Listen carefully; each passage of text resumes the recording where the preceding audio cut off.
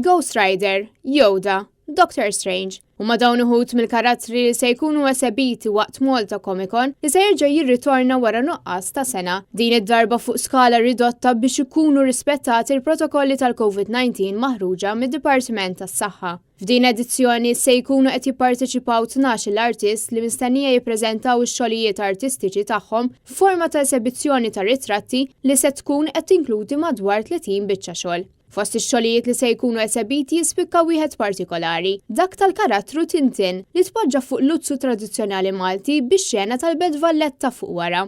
Barra dawn mistennija jkun hemm esebiti korazza, il-biż protettiv ta' soldat ta' Star Wars, magħmulin bl-idejn minn Artisti Malti, u se jkun hemm ukoll esebiti 3 kotba Maltin tal-comics li ħarġu fis-snin passati.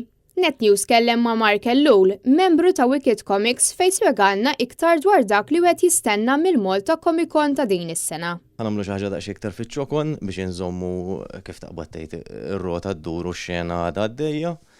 Ħanamlu galeri hemm selection ta' 13 artist, għandhom xi biċċiet ta' xogħol kull wieħed, speċi se nagħmlu galeri u se jkunu preżenti matul it-tliet. Mark Ellul spjegalna wkoll kif Artisti Maltin kienu affettwati mill-pandemija.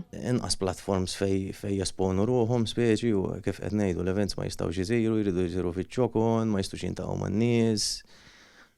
Il-kulħadd effettwatu. L-esibizzjoni se tkun mifruxa fuq 3 ijiem bejn l-10 u 13 ta' Diċembru, mill-10 ta' filgħodu sal-10 ta' filgħaxija f'Notre Dame Gate fil-Birgu, fejn wieħed hu mistieden li jattendi u japprezza x-xogħol tal-Artisti Maltin.